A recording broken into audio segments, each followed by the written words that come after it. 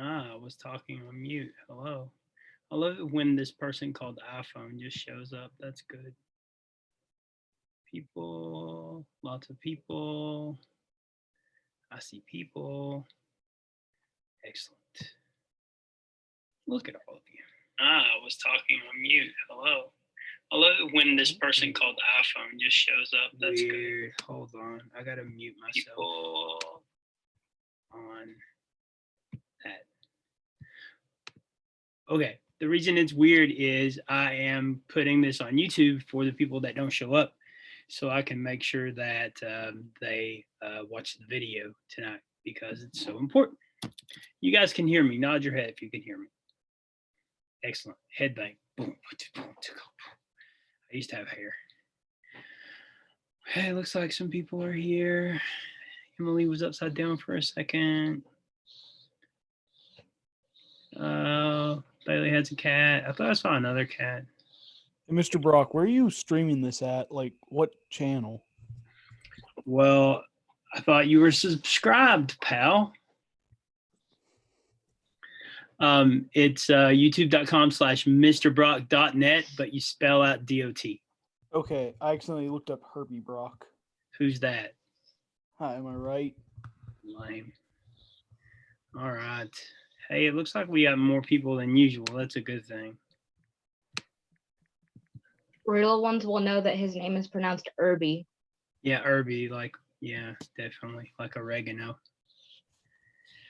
Yep, that's the way it goes. All right. Have you guys noticed, like, how many more girls come to Zoom than boys? It's kind of hilarious. But shout out to the boys. Allie is in the dark getting drunk. I see Allie Dunn. That's fun. It's Kool-Aid. Heck yeah. So yeah. How was everyone's weekend? Anybody do anything fun, like get COVID or something? I got an arcade stick. Oh, that's cool for fighting games. Yeah. Cool. It's got The Rock and Triple H on it. Heck yes. So I've been playing what is it? Sonic, the new Sonic 2D game, Sonic Mania. I've been playing. I figured Mania. You'd be into that, Garrett. So yeah. I love how. Go ahead. Do you have like the deluxe version? Sonic Mania Plus. No, I just got the one on Switch. Well, do you have it physically or digitally? Digitally, of course. Okay, then pay the extra $5 to get the extra characters. I don't really care. It seems like all the pre-meeting stuff is just me and Garrett talking about video games every week. It's fun. I mean, that's basically what it was when we actually had school, so. Exactly. Okay, looks like some people are showing up now. There's people. Laura and Liz are still cameraless, but they have a new computer, so mazel tov for that. Let's go ahead and do the roll and see who's here, and go from there. Okay.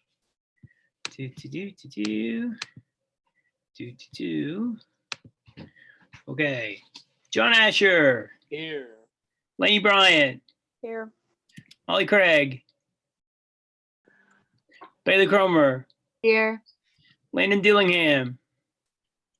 Allie Dunn. Here. Ethan Fain. Noah Fain. Emma Hackworth. Here. Aaron Hale. Brooke Lovell. Jaylee Martin. I saw Jaylee Martin. Does that sound Jaylee Martin trying to talk? Apparently not. I think it's Emily Nash. I think it's you. I think your sound is coming through. Kylie Martin. I'm here. Jaylee, there you are. Kylie Martin. Here. Emily Nash. Here. TJ Ramsey. No. Laura and Liz are here. Lindsay Robinson. Here. Eric Sparks. Carson White. Here. Oh, so excited, Carson. Thank you.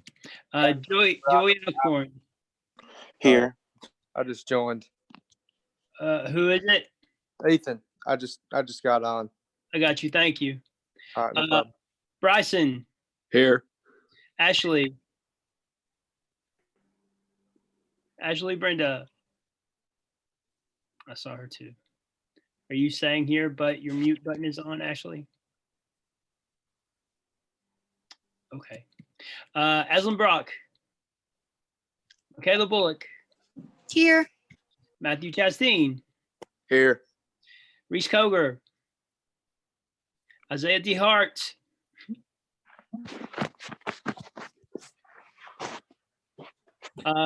Larry Gabbard. Here. Granville Graves. AJ Hacker. Julian Isaacs. Raina Watkins.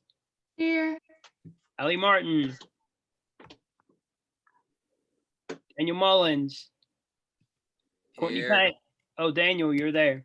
Yeah. Courtney Payne. Gary Ramsey. Ellie Robinson. Haley Thacker. Here. Natalie Toll.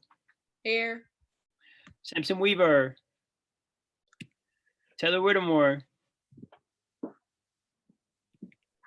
Okay. Caroline Brickley. Ethan Cotton. Here. Dalton Gibbs. Garrett Hamilton. Here. Jasmine Johnson. Lazarus McClure. Elizabeth Mikeworth. Here. Jaden Nicely.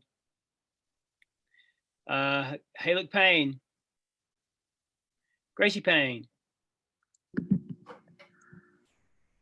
Taryn Powell. Here. Silas Schaefer. Darby Smith. Here. Hunter Zayanet. Okay. Did anybody come in while I was doing roll and I didn't get to call your name? Me. Who are you? AJ. AJ Hacker. Okay. Anybody else? It's Ashley. Brenda. Gotcha. I saw you, Ashley, but I think something happened. Okay. Anybody else come in while I was calling roll?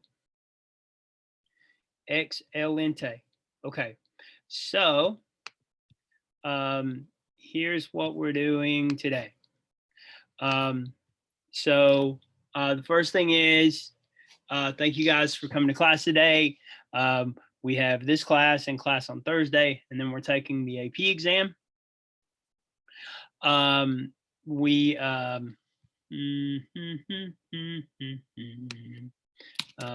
Email submission. The first thing I want you to know is that if you are not in the meeting today, you'll be watching this video through Canvas on YouTube, and you need to watch the video all the way to the end.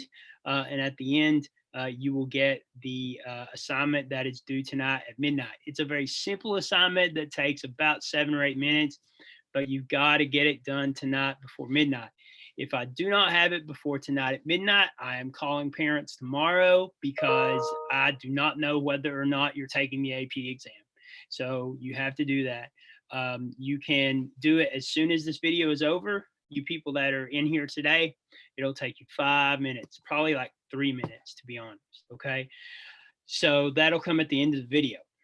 The next thing is AP sent an email out over the weekend saying that for AP exams starting on Monday, if you have problems submitting your answer, there is an email address that will pop up on the screen, and you can copy and paste your answer and send it to that email address immediately if you have problems. And that kind of backs up my strategy of typing it in a Google Doc or Microsoft Word. That way you can copy and paste it. And if something goes wrong, and remember 2 people in GoPo had crap go wrong and they have to retest. So on that last page, once where you hit submit or where it says it's complete, there will be an email address that you can send your answer to. Okay. And so that's something to remember. Okay. Alert for something that's different. Our last class will be at 11:30 on Thursday. Okay. It'll be at 11:30 on Thursday. And tomorrow night, please don't stay up too late. Okay. The same thing teachers tell you every time you take a major test. Okay. Make sure you have food and water, like my cat, and all the stuff that you need to go. But please don't stay up too late tomorrow night. Okay. The test. Okay. I want everybody in this class to be logged on to the test at 1:30. That's when the test opens. And that will make, you can't think 2 o'clock, I'm going to get on there, because if you get on there at 2 o'clock, it's 2:03, you've already lost 3 minutes on the DBQ. Okay. Because it is launching at 2 o'clock. So I really need everybody on there at 1:30. Okay. The main stuff I'm going to talk about today is the DBQ, and also a reminder about resources on our Canvas page. So really quick before we get into the DBQ, let's travel over to our friendly Canvas page.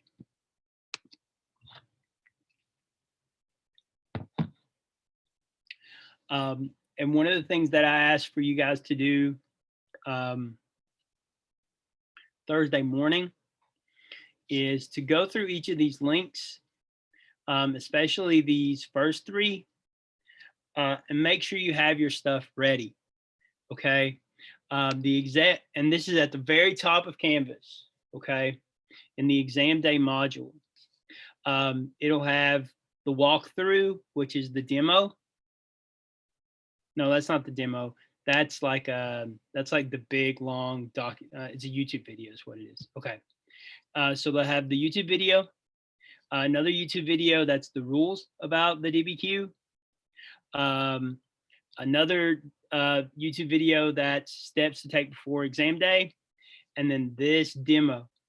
Okay. Make sure that you can access that demo. Okay. That is in that module.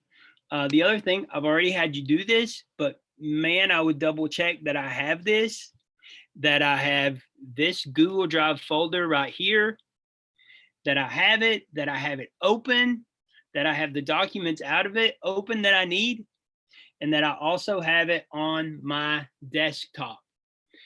So I could open it up on my desktop if I have problems with Google Drive, okay? Or if I'm using the desktop thing, if I have problems with it, I can go to the Google Drive, all right? Just trying to cover our butts. The last thing I wanted to remind you guys of is the AMSCO book. This AMSCO book should be the thing that you use for content. Okay, it should not be Google unless you have a miraculous index binder of every note in AP. Don't use your paper notes. Don't try to go back to Strayer. This right here is what you need if you need content. All right. And so, for example,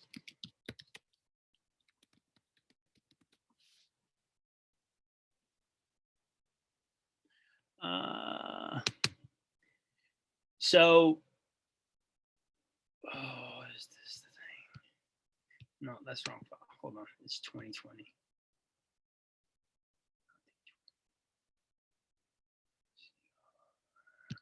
Okay. So on this page, there was a question about the Ashanti, right, in the DBQ. I can type in Ashanti and see what shows up.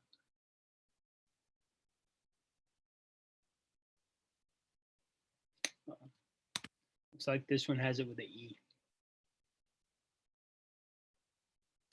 My computer's freaking out because Zoom's up, so give me just a second.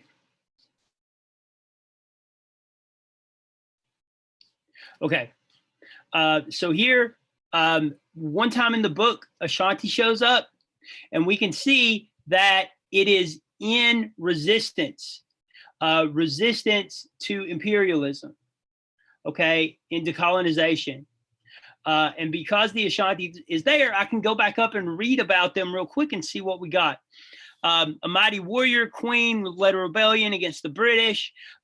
This was the last African war led by women. It resulted in death of 2,000 Ashanti and 1,000 British.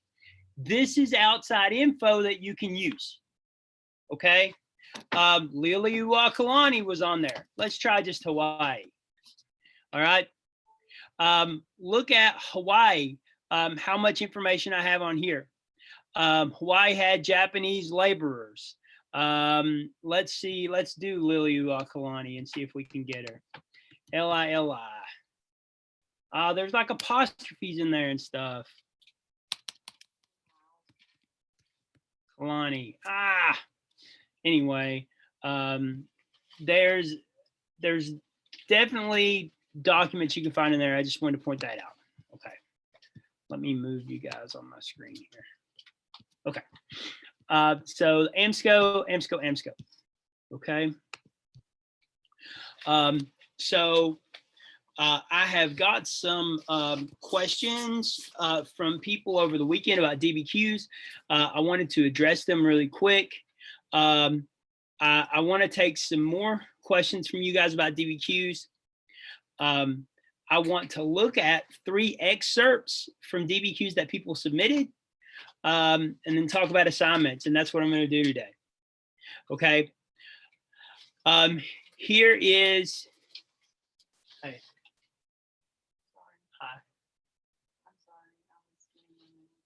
Thank you. So Courtney was having a fight with a mongoose over there, I guess. The first thing, we know that the DBQ will have you analyze the extent.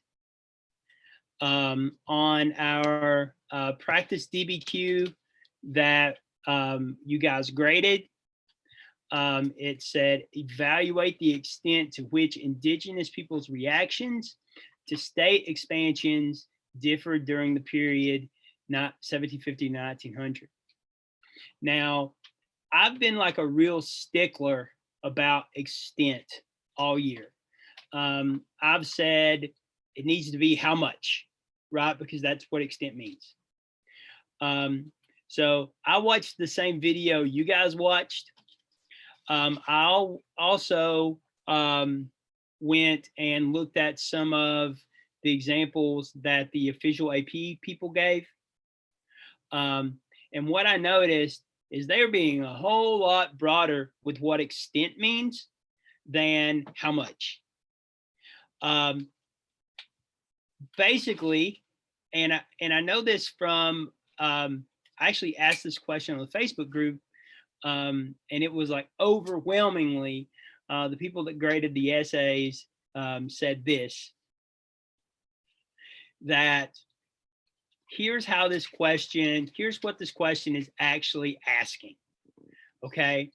It's actually asking, how did people's reactions differ? How, right?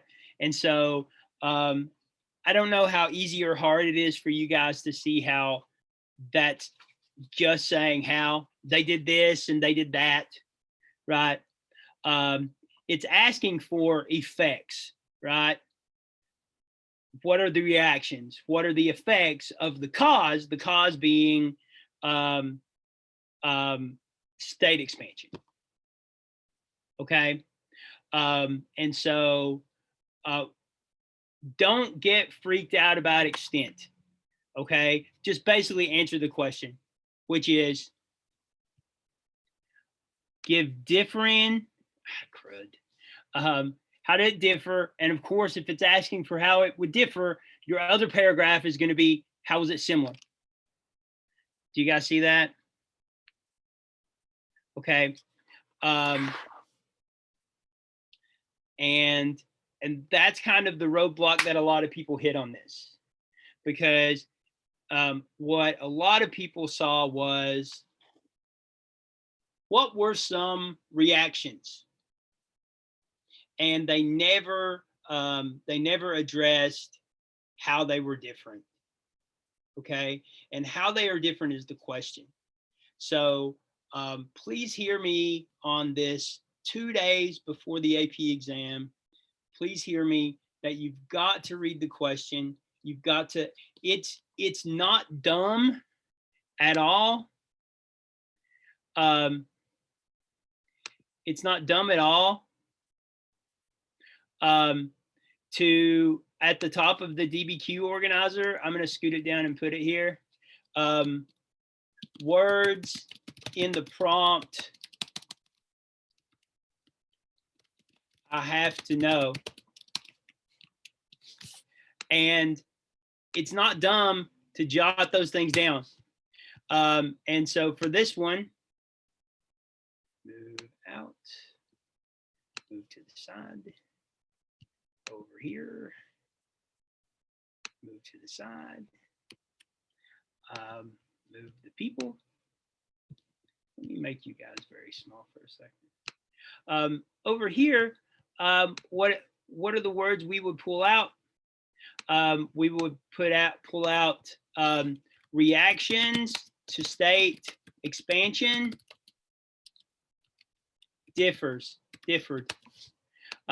We know there's a time period, we know there's a location, and we know it's talking about white people coming in and taking over, right? But we have to say, how did they react to that expansion? How did it differ? Okay. And on every one of these questions, every DBQ, it's going to give you half of what you need to do in the essay. Here, I'll show you what I mean.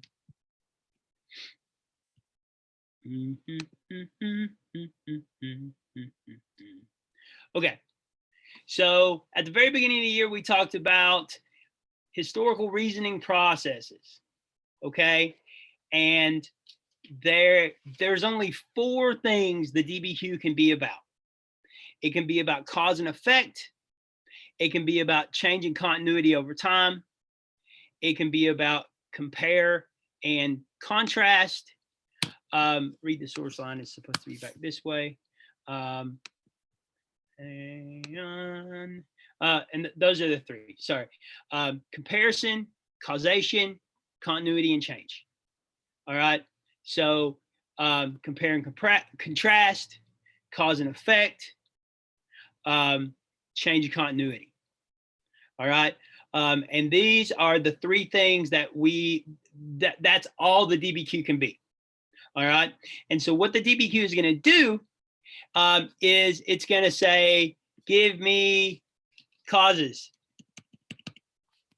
Right. And your other paragraph should be effects, but it doesn't say give me causes and effects.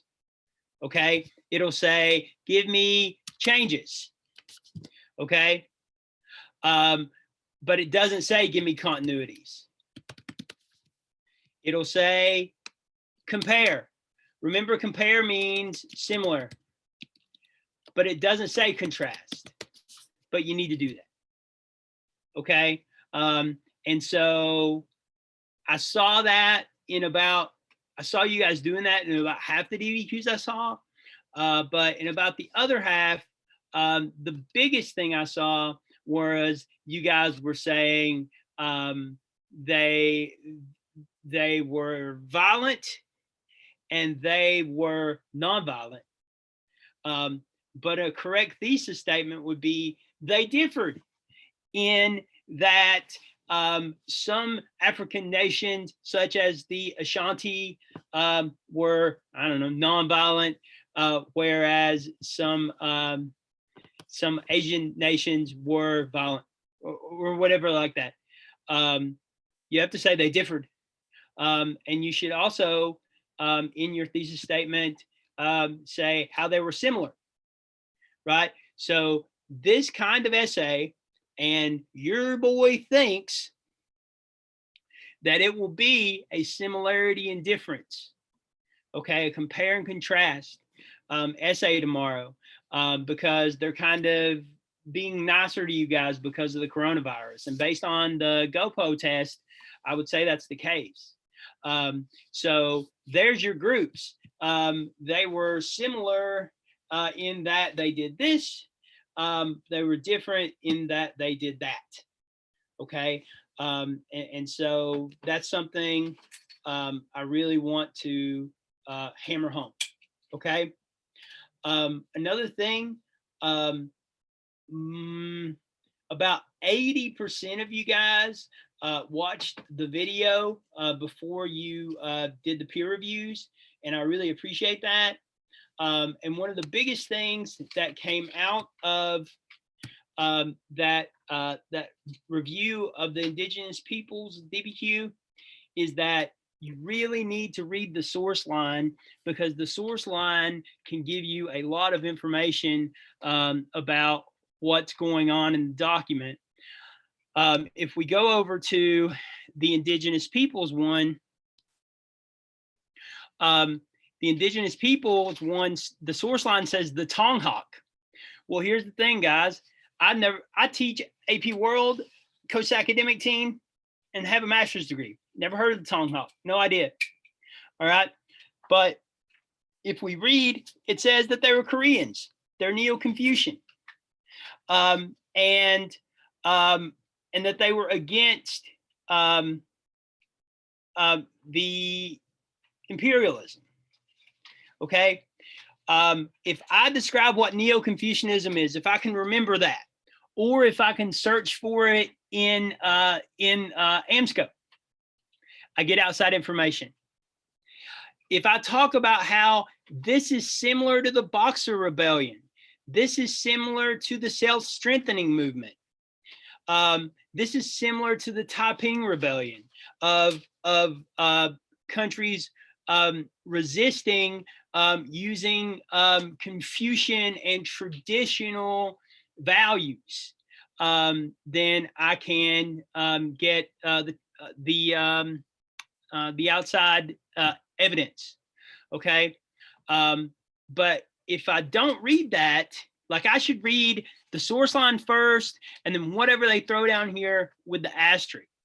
And you won't always have those, but here you have this guy, a Javanese aristocrat, pioneer in education for the women. So he's pro-women education in the Dutch period, and it is letters of a Javanese princess. And then it talks on the bottom about how the Dutch controlled the islands of Indonesia.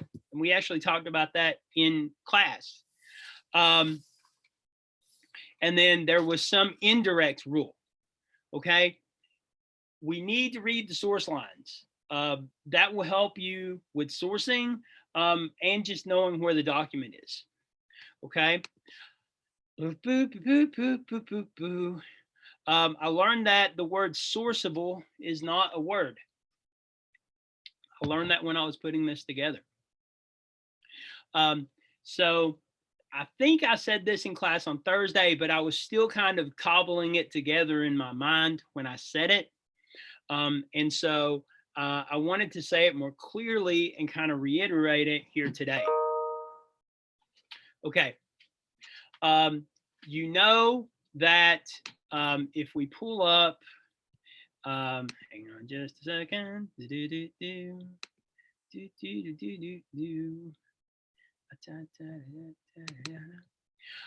If we pull up the rubric, we know that we just have to source 2 documents. And when I say source, that means tell the HIP and tell why it matters. All right. So mega pro tip, and this is not just me saying this, this is much a bunch of other people that are way smarter than me and way higher ranked in the AP community than me. They say, it doesn't matter what paragraph you start with. And it doesn't matter how you put the documents in order in the paragraph. Because we are against the clock, you really, as you're filling out your DBQ organizer, you really need to try to source 3 documents, okay? And put those 3 documents at the start of your second paragraph. So you're gonna have one of 2 things. Actually, you're gonna have one thing. You're gonna have one group that's 3 documents and one group that's 2 documents. So what I say is, if you can source the 2 documents that are in a group, and then you can source one document that's in the group of 3, start with your 2 group or your 2 document group, source. Next paragraph is your 3 document group, source the first one. All right, that way you've got 3 sources in, and if you run out of time, you're not going to be scrambling to put in sourcing on the last document. Okay, so source early. Another piece of information that's really similar is throw outside information in everywhere you can in your first body paragraph, in paragraph 2. Try to put it in different places.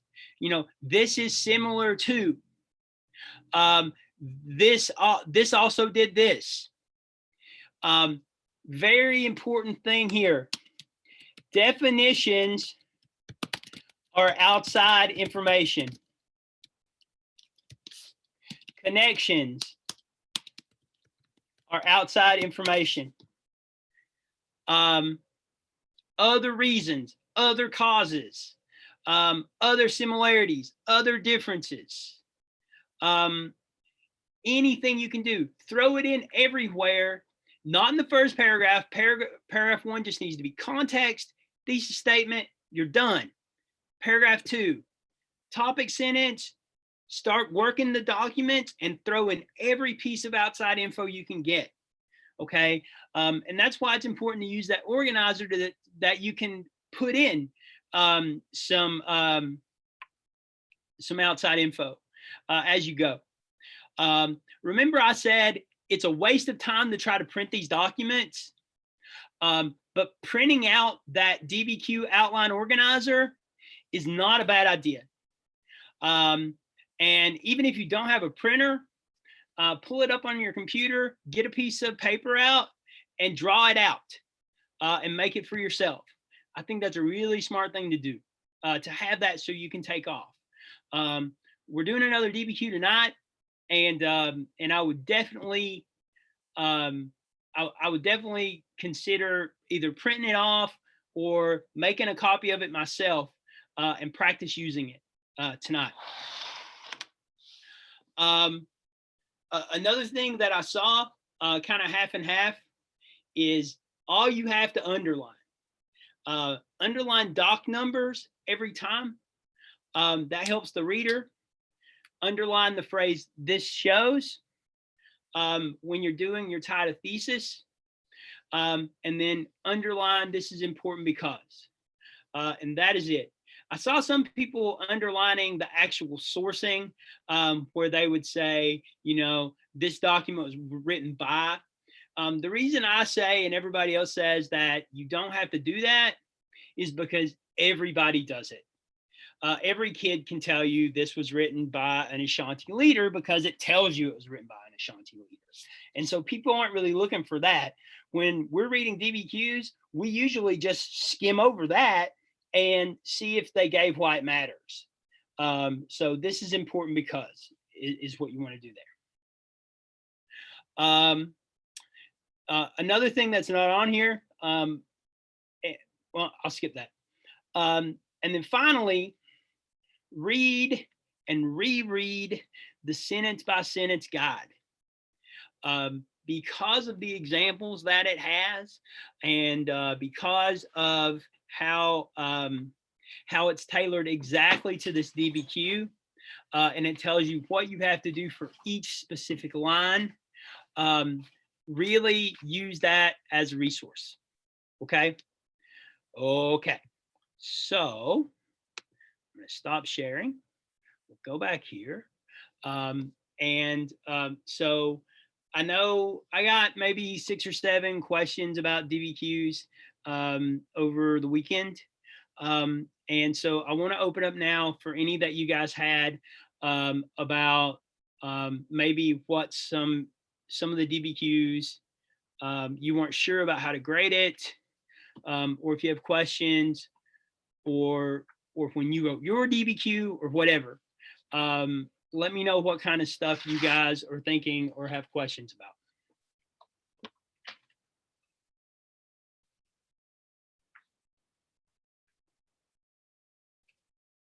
Would it also be a good idea to underline, like this is similar to when you're writing your outside information, or no? That's not a bad idea. But another thing is don't think that just this is similar to is the only way you can do outside information. I'm going to show you a DBQ here in a second, where one of you guys just peppered in outside information left and right. Basically it goes back to the beginning of the year when we talked about specific historical evidence. Every time you drop specific historical evidence that's not in the documents, the reader needs to stop and bubble that in. And they're really generous with it, because basically what you're doing is you're saying, I learned something in class. And so you can look at it like that. So I wouldn't say that's a bad idea.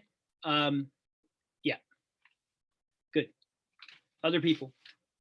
Do you think? You go ahead, my bad. No, you go ahead. It's okay. Bailey, you beat him to it. I saw it. Do you think that it's a good idea to put like past DBQs that we have written in our folders to look at as examples? I would look at them, but I wouldn't. You do not have time to look at them when that. I would read them and go through them beforehand, but I wouldn't think of that as something I'm going to use while that timer is ticking on the DBQ. If I were you guys, I would have 3 things open on DBQ day, which is the DBQ prompt, AMSCO, and the outline organizer. And what I did was I put a spot at the bottom of the outline organizer that you can just type it there if you want to scroll up and down. I know it's hard to have like 6 different things on your screen.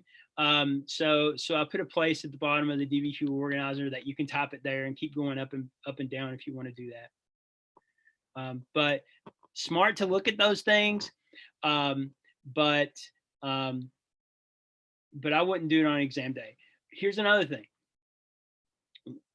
Hopefully you guys did this last time. But if you didn't, like tonight, when you write this DBQ, like really set everything up, really set your timer, get in a place where nobody can bother you, and really make it a practice. If we were at school, we would be doing this right now. Okay, like we would, you know, there would be 2 or 3 classes where you walk in, you grab your DBQ, you sit down, you write it. And so really consider doing that tonight when you do this DBQ to see that. You might find or know or think about resources that are beyond my advice, and that's okay. But I would definitely test it out tonight before Thursday. Okay. Ethan.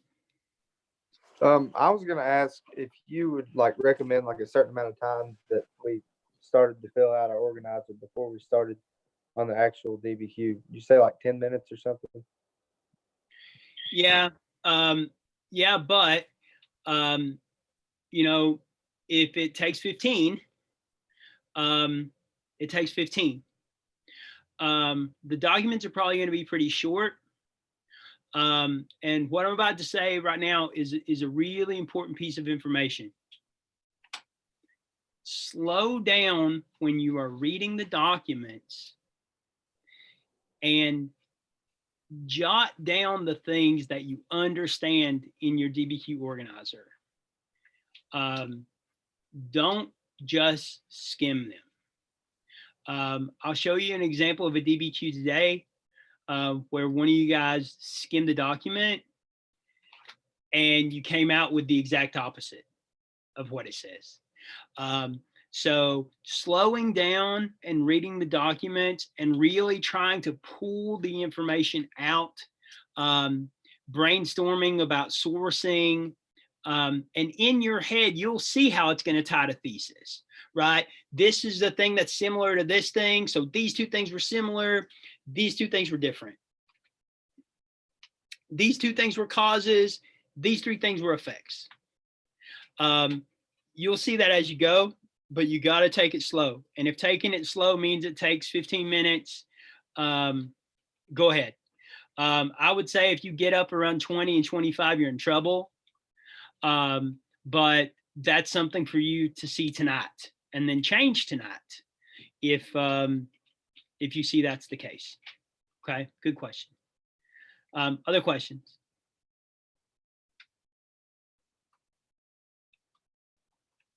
Mr. Brock. Yes, sir. Okay, so you said you think the prompt's going to be like a compare and contrast. Mhm. Can you give like an example of like just like a prompt that you would say that, and just give an example of a prompt and how you would put the thesis out? Because like I think sometimes I have a little trouble with doing like a compare and contrast type thesis. Yeah. So, well, first of all, the one that we had is compare and contrast, or sorry, it. So,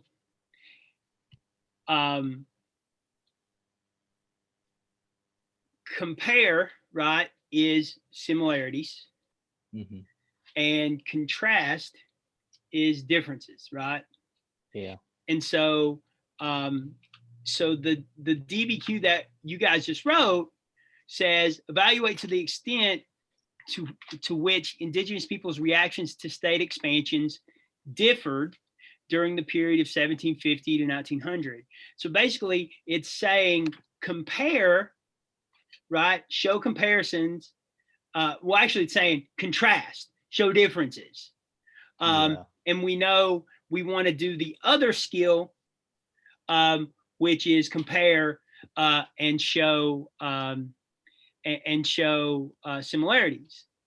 Okay. So as we go through the documents, probably what we're going to find is that a number of the indigenous people were similar in they used violence to react to state expansion. Okay. Yeah. Right. And so that's your similar paragraph, right? Okay. Yeah. and then you could say, however, the indigenous peoples who used diplomacy used diplomacy in different ways, whereas some of them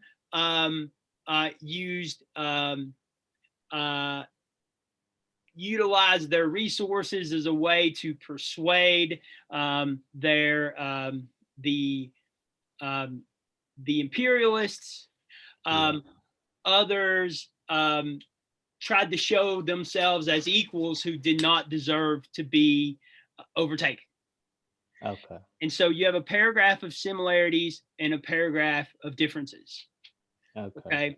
And so like I said earlier, the hole that almost everybody fell into, good students who've been writing good DBQs all year, is they just said, here's 2 paragraphs.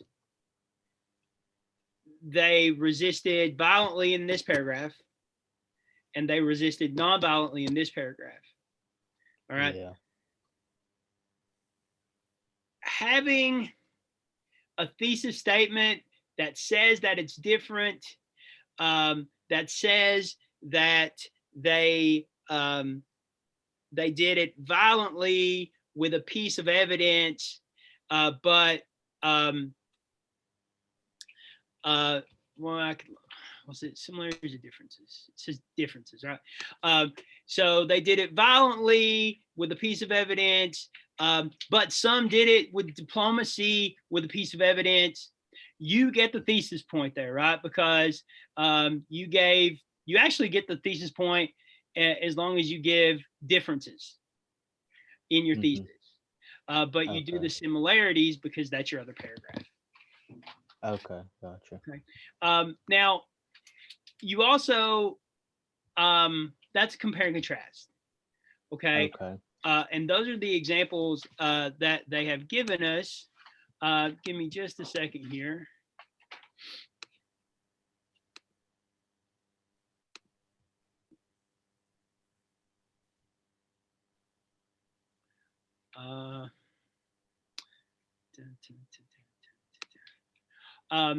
And then the prompt that we're going to write tonight, it's loading. Hang on just a second. It's evaluate the extent to which Christianity changed societies in Latin America. Okay. So the truth is, if you give 2 paragraphs about the changes, okay, you get the thesis point and you're going to get your points. But remember, on the back burner, if you can have continuities in there, that's a 7th point thing, right? Okay. Yeah. But Christianity changing societies, okay, Latin American societies. Well, one thing is it's going to lead a lot of them to convert, right? And so probably one of your paragraphs is going to be it changed it because a lot of them converted. And then and I've already kind of looked through the documents, and how many times do we talk about syncretic religions in class, in Voodoo and Santeria, right? Yeah. All right. So you're going to have opportunities for that too.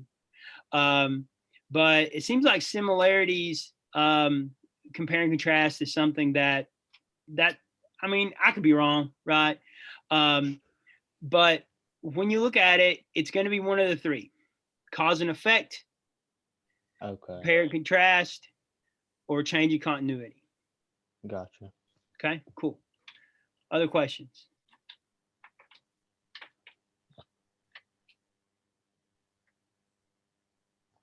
Gracie's dead. There she is. Lainey also has died. Bryson is dead. I hate you guys. Okay. So here's what I want to do now. And I don't think it'll take too much time. If you see one of these as your DBQ, You can feel free to speak up and talk about it, or you can stay quiet. Either way, I got good ones and bad ones, okay? So let me share this screen. We're sharing. Okay. And then over here in this Word document here, boom. Okay. So what I have is 3 DBQs that, hang on just a second. Can you guys see the entire paper, the comments, and the paper from left to right, or is anything covered up? Yes, is everything okay? You see everything? No one's nodding their head? Okay, thank you, Carson. One person who nodded his head. Okay, so stay with me here. Some of you guys look like you were about to die when I checked on you a minute ago, so tune in. This is a big deal. You know, we've talked about context and the thesis statement all year. I think you guys are okay with that. If you're not, there's so much stuff you can go back and use, okay? But what I did was I pulled out parts of or complete body paragraphs and kind of went through and highlighted things I wanted to point out to you. Here's the thing to keep in your mind when you have to work a document. You want to say, the document is, the document says, this shows, that's your title thesis. Outside information, it's similar to, different to, related to, anything that's outside information. It was written by, this is important because, okay? And if you can do that for just 3 documents, or 4 for the title thesis, you're going to get max points, okay? So let's start with this one right here. Starts with indigenous people reacted to state expansion through peaceful activism as shown in documents 1, 4, and 5. Okay, first thing, that's a fine topic sentence. That's a fine topic sentence. Here's something I would say. Save yourself the time and cut out the document numbers, okay? That's the new thing we've been talking about. Cut out the document numbers in your thesis statement and in your topic sentences, okay? Look at this person following my directions. Document 1 is a letter from Ashanti leader to the British government. In this letter, it says, the Ashanti leader refuses the British's offer for protection, stating that he will never submit his people to foreign rule. Okay, they understand the document. That's a good description. All right, as I'm reading this, your kid is in the smart pile. I'm loving it. All right, here's the stumble. This shows that the Ashanti leader reacted peacefully because nowhere in the letter it was mentioned that violent measures were taken. All right. So what they're doing here is they're only talking about the Ashanti leader and what the Ashanti leader did and not how it proves their thesis. Okay. And so what they should have said here is this shows the Ashanti leader reacted peacefully because nowhere in the letter it was mentioned that violent measures would be taken. This proves that many indigenous people had a strong opposition to state expansion.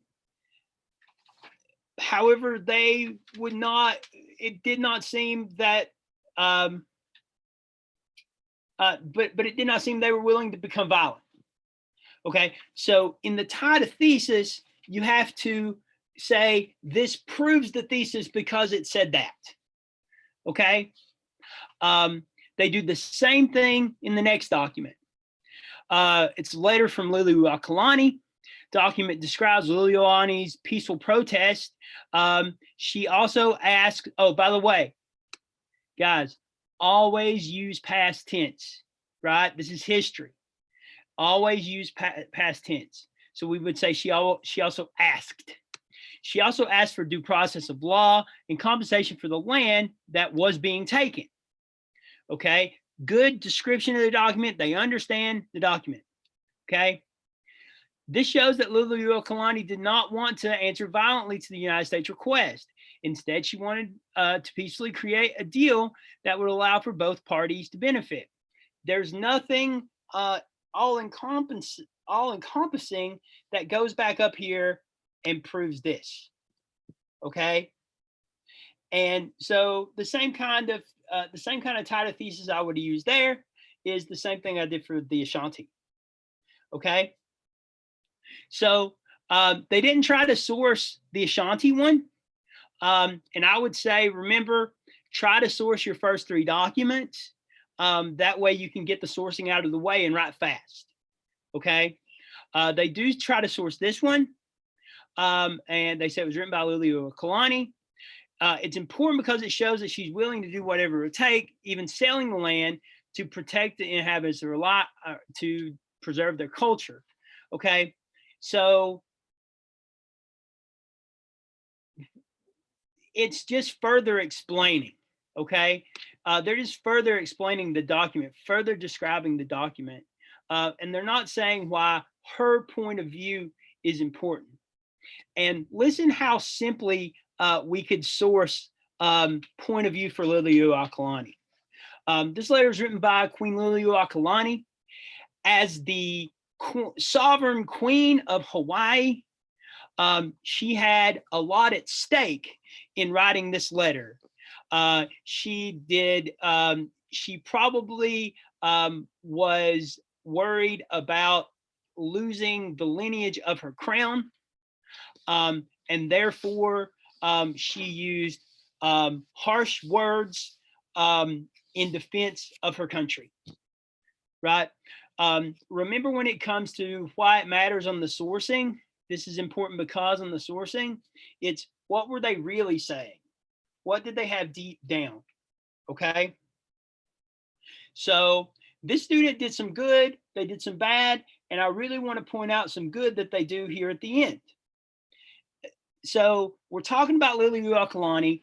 The document does not say what happens to Liliuokalani, but this student remembered in class. So she was forced to surrender to save the people she loved.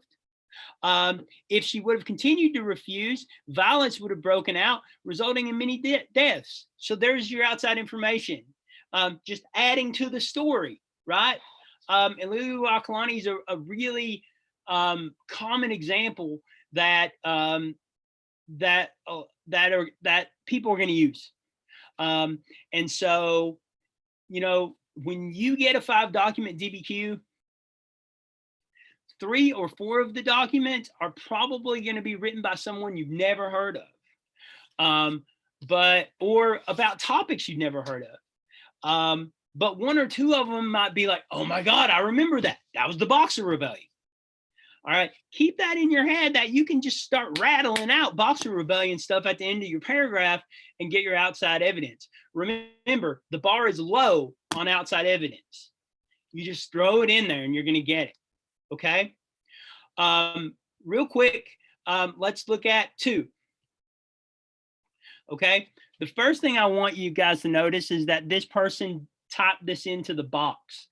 They did not use Google Docs or Word.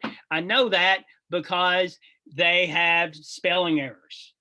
They didn't capitalize Ashanti. They misspelled British. Okay. And so one thing I want to point out is, you know, you have, well, first of all, you can't type it in the box on the exam day. But this is the way this person starts paragraph 2. And they start paragraph 2 with document 1 describes an Ashanti leader. There is no topic sentence. I have no idea what part of the thesis this paragraph's about. Okay. an Ashanti leader greeting the British with open arms. This shows how some nations allowed the countries to colonize. Well, check this out, guys. There is, where's this one? Yeah, that's not what the Ashanti said, right? The Ashanti, this person skimmed, because in the Ashanti one, he says, the idea that we are going to come under the Queen of England is a matter of serious consideration. I'm pleased to announce that we've arrived at the conclusion that my kingdom of Ashanti will never commit itself to any such policy. Ashanti must remain as old and at the same time friendly with all white men, right? We're not going to let you take us over, but we'll be friendly with you, right? But this person says they greet the British with open arms, okay? So they can't get credit for describing the document there. Right. And if we look at describing the document, they have to describe at least 2 documents to get this first point here. And then have tied a thesis for 2 documents to get the second point, and have tied a thesis for 4 documents to get the third point there. And so they didn't get that point there. It shows how some nations allowed the countries to colonize. They just restated what they said in their description.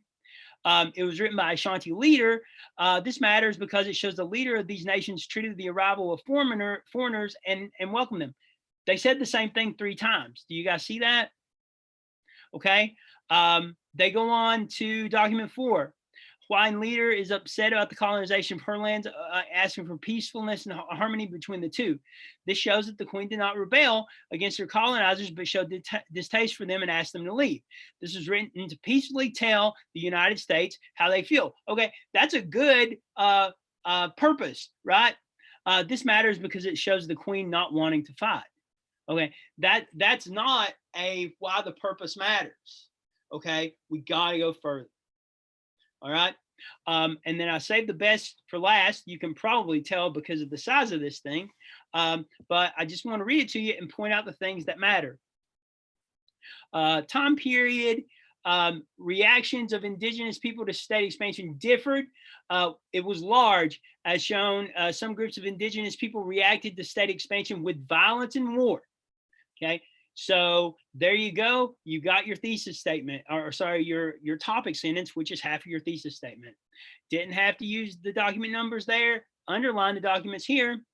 Tonga's attempt to appealing to others, the fact that they need to come together to expel the Japanese invaders from Korea. So they're trying to get other people. Document says that they believe in the traditional teachings of Neo-Confucianism. Soldiers, they may not, but they're united by a desire to exterminate the Japanese and Chinese. Okay, that is here's what I put here. Click. Why does it not click? Anyway, that is a killer description of the document. Okay, and look at how tied a thesis is done here. This shows that one reaction to state expansion could be so viscerally negative and violent that a group that has nothing in common with another group would want to encourage them to unite together in order to defeat the invaders by force. Okay, force is in their topic sentence, and what they are doing is they're doing exactly what the people that put this document in this DBQ wanted them to do, for them to make the connection that outsiders coming in are causing people who might normally fight to come together to fight them. It's nationalism. Okay. And then there's nothing about the tribute system in this document, but God Almighty, did we not talk about the tribute system in class, right? So it talks about the tribute system. It describes the tribute system, which is important. And then it goes even further. Also knowing about Neo-Confucianism, or pulling up your pulling up your AMSCO and searching for Neo-Confucianism, getting a definition of it is good enough for outside info. Okay. I want to show you the HIP matters here. They say it was written by Tongat members. This matters because it shows not only the distance that an indigenous group of people will go to fight against state expansion, it also shows one possibly positive aspect of state expansion in that it could, this person needs to remember to use past tense, in that it could unite a country using nationalism. Okay. So we've got three good examples. Kind of, this person here is on track for a 9 or a 10. This person here is on track for somewhere between a 4 and a 6. And this person here is on track to somewhere like between a 1 and a 3. And remember, if you can get a 5, 5 points, you're probably in 5 or 6 is going to get you a 3 on the AP exam. All right. So make sure that this rubric is in the Google Drive folder. Make sure you understand this rubric and come up with a strategy of how you can get those points. Okay. All right. I'm going to set the timer. I'm over right now. So I'm going to set the timer for 2 minutes, and then I'm going to tell you guys, somebody's chatting. I see you, Ashley. And we've lost some people. It's sad. So I'm going to set the timer for 2 minutes, take questions, and then I'll give you your assignment, and then I will leave. Okay. Courtney, can you set a timer for 2 minutes? All right, 2 minutes, go.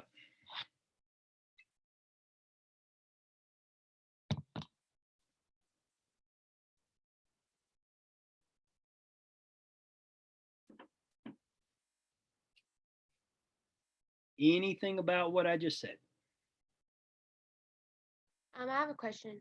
Okay. It isn't really about what you just said, but I was just thinking about it. Could like the time period that the document was written in be a form of sourcing as well? Yeah, if you know something's going on at that time period, like one thing, and a lot of times they give you, like, they put on a platter stuff, like nowhere is the scramble for Africa written in any of those documents, right? And so that's historical context, right? So you could say, this was written during the scramble for Africa, a time when Europeans were divided up Africa and were colonizing each one of them. This matters because this Ashanti king would be one of many African leaders facing this problem at the same time. And so that's a time period thing, or like a major thing that's going on. And remember, for historical context and sourcing, it can be something that happened before, something that's happening during, or something that happens after. And it's the exact same thing for the big C context at the beginning of the paper. So yes, that's a really good question. What else, people? Running out of time.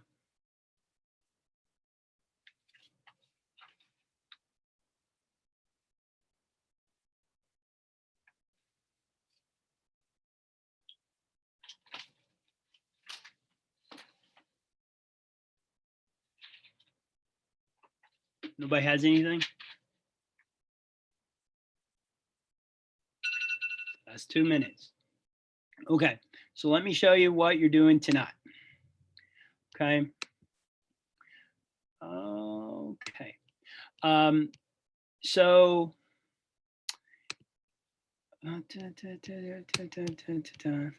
okay, here is the first thing. As soon as you leave the Zoom today, as close as you can, I need you to fill out a Google form for me. It's similar to the Google form you filled out a few modules back. However, this one is the final one, and I absolutely need to know about your computer situation. Now, here is the thing that while I'm making everybody watch this video, I'm making everybody watch this video because I have hidden this Google form. The Google form is actually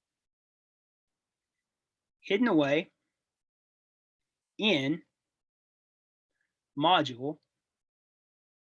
Come on. It's in module 5. Okay. So instead of me putting it in the module that everybody was looking at, so they could go do that without watching the video, I put it here. It's in module 5.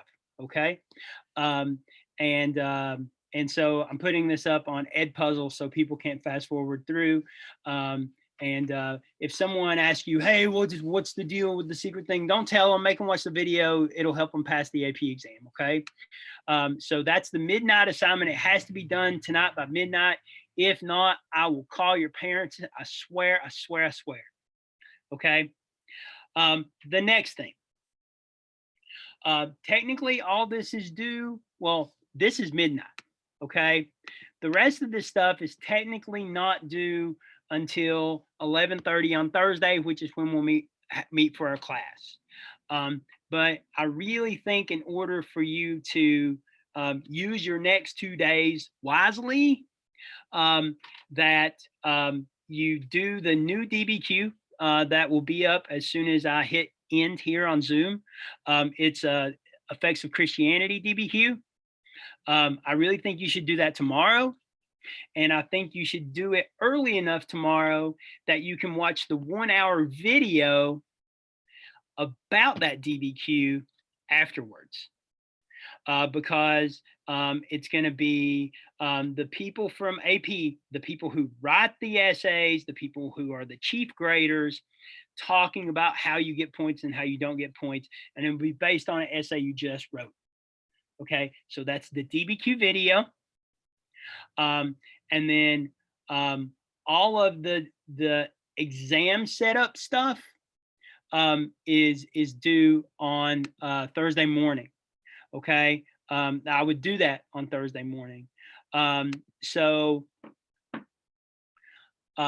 These assignments are set up like that. And then also I would say go through in the exam prep module. If you are just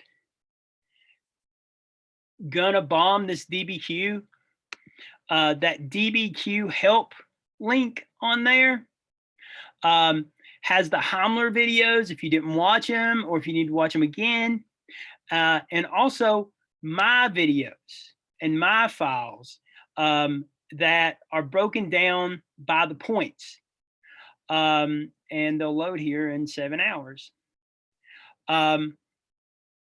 But there's what is the rubric, how to annotate the docs, how to construct an argument, how to get context, how to describe, get title thesis and sourcing.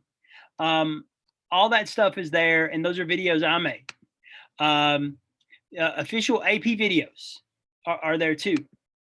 If there's something about content you don't know, in that same module at the top, I have links to, I can't remember what I linked in here. Tons of stuff, different websites, different videos, different text resources, practice tests that kind of ask what you know and you don't know.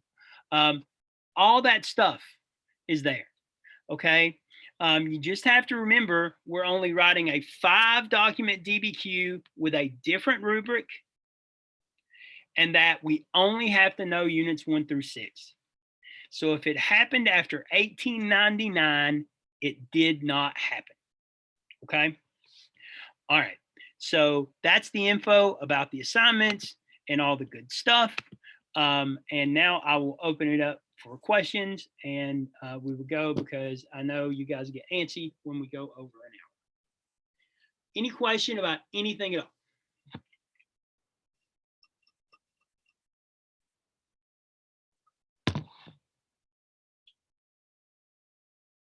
It's okay to ask a question.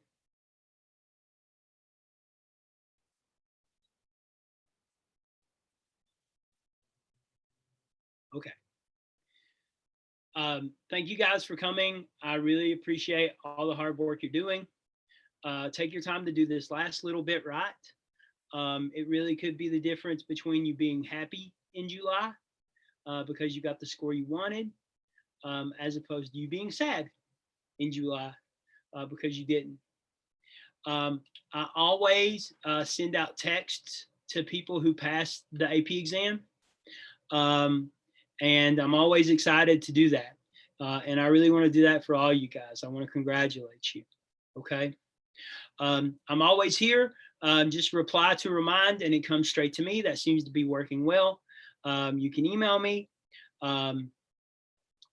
Please go as soon as possible to fill out that Google form to do what it asks you to do. And let me know if you have any problems at all like that. Okay, so until Thursday morning at 11, bye. What's up, party people? Bye, everybody says bye.